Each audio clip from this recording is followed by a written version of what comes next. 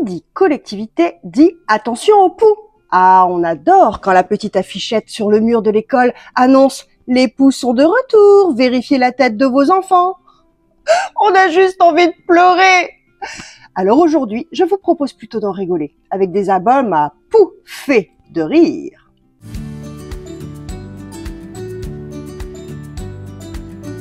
Salut, c'est Doc Lily, pédiatre fan de littérature jeunesse. Les histoires dans les livres jeunesse accompagnent les enfants dans leur vie, leurs expériences et leurs petits tracas. De quoi débriefer, en parler et grandir. Sur cette chaîne, je vous propose des sélections d'albums de qualité pour aider les enfants à grandir. Abonnez-vous et partagez autour de vous. Aujourd'hui, un petit tracas qui gratte et qui démange. Les poux qui nous pourrissent la vie. Tête à poux ou pas, je ne connais pas un enfant qui n'en a jamais eu. Des poux. Et quel parent n'a pas le souvenir d'avoir eu des poux quand il était petit et de se faire épouiller pendant des heures. Et quand on aperçoit un enfant qui commence à se gratter la tête, c'est la panique. D'ailleurs, rien que d'en parler, ça me gratte déjà. Ah, au secours! Et pendant ce temps, le poux rit, lui, ce coquin. Le petit poux rit de Mathis et Aurore Petit aux éditions des Fourmis Rouges. Un petit album tout en rime et jeu de mots. Une petite ritournelle. Une promenade de ce petit garnement impertinent et malicieux dans des paysages crayonnés, colorés et tellement diversifiés. On se demande bien où on est.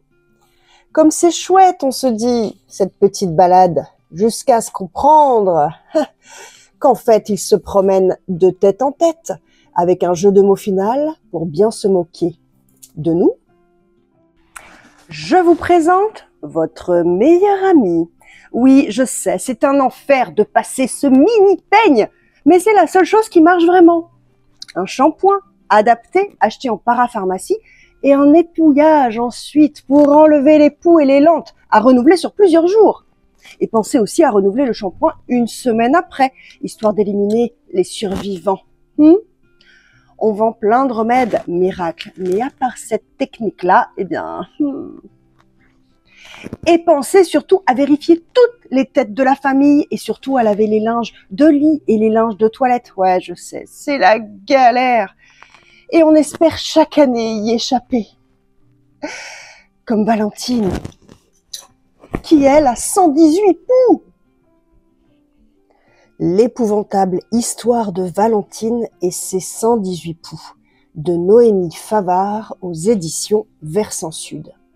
Un bel album coloré et décalé, à grand renfort d'illustrations vivantes et jeux de mots, avec un poux, bien sûr. Valentine a des poux. Quelle horreur! Tout le monde est dégoûté! Et c'est la panique chez le coiffeur, à l'école et même à la maison. Alors la guerre est déclarée et l'éradication envisagée. Mais les poux préparent leur défense et, forts de leurs arguments, pour un pourparler montrant leur courage et leur volonté de rejoindre un magnifique poux radis. Valentine Amadoué a sa petite idée pour les aider, pour une chute à pourrir de rire. Avoir des poux, ça donne encore un peu l'impression d'une mauvaise hygiène, alors que ça n'a vraiment rien à voir. Et c'est tellement contagieux. Alors, attachez les cheveux longs et vérifiez régulièrement la tête de vos chérubins. Et puis, il y a de véritables têtes à poux. Vous savez, ceux qui en ont tout le temps, chaque année. Et c'est l'enfer pour s'en débarrasser. Oh là là, ça me gratte là, non? Ah, quand je pense que certains aimeraient bien qu'on leur rende leur poux. Rendez-moi mes poux de Pef chez Folio Benjamin, ce qui a maintenant changé. Un album que je lisais petite avec mon frère. Que de souvenirs. Sacrément vintage. Une histoire d'amitié hors norme et de solitude aussi. Ce petit garçon qui s'ennuie tout seul et qui découvre des poux sur sa tête. Des poux qui deviendront ses compagnons de jeu préférés. Sauf que les adultes ne sont pas d'accord. Et dans une galerie de portraits hilarants, les parents, la maîtresse, les soldats, des illustrations décalées, aux détails et jeux de mots à dénicher. Les adultes ont fini par avoir gain de cause.